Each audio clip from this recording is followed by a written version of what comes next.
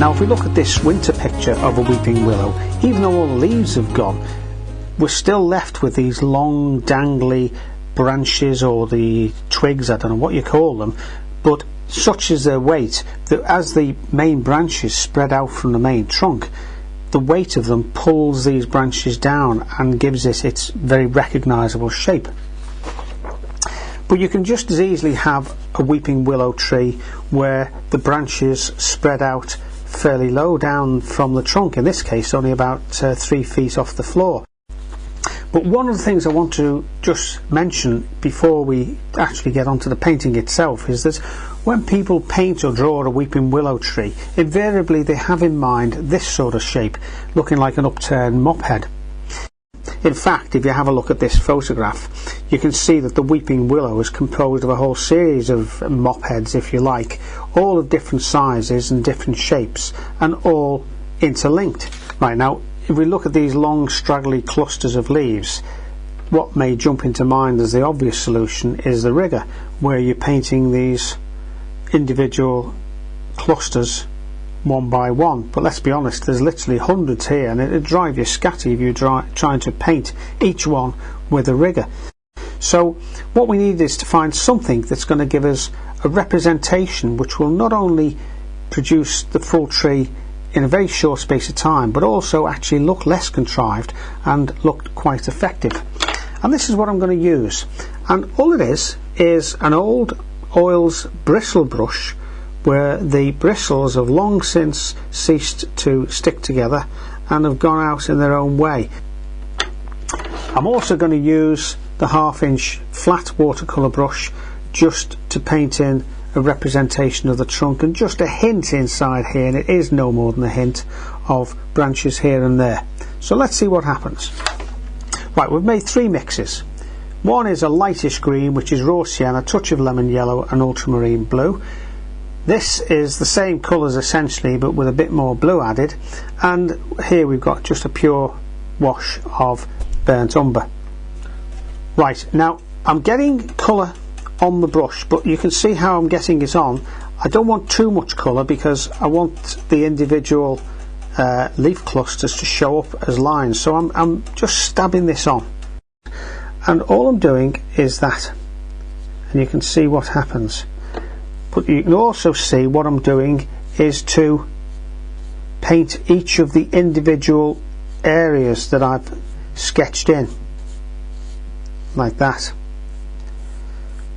Paint them in one direction first and then the other. Keep going back into the paint, keep stabbing it in. By painting each of these clusters separately, it gives that added dimension to the tree. It's not just the single upturned mop effect that we looked at before.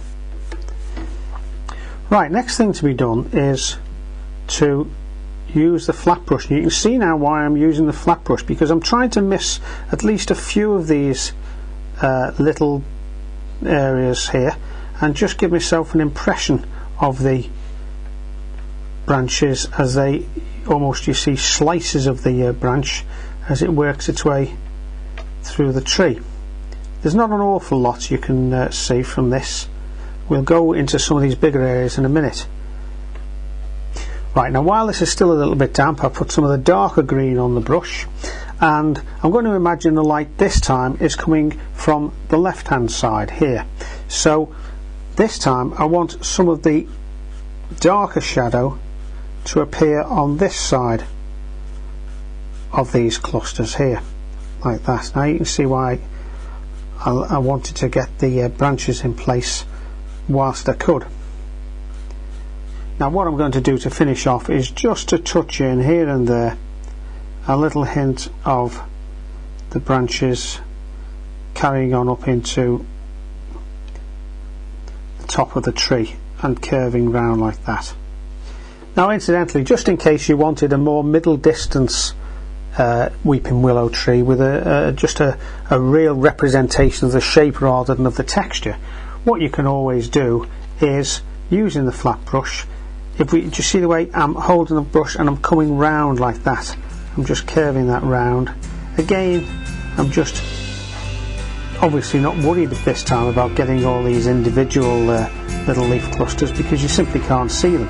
All that you can see is the overall shape. So we've got it in the shadow side, on the, in this case on the right hand side.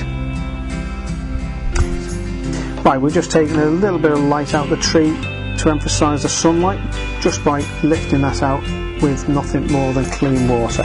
We can enhance the effect if you want by blotting out with the paper towel. Now of course it wouldn't be a weeping willow unless it was alongside water, so we've added a little bit of water and some trees on the other side of a lake, and there we have the perfect setting for our weeping willow. And here we have the perfect brush to paint it.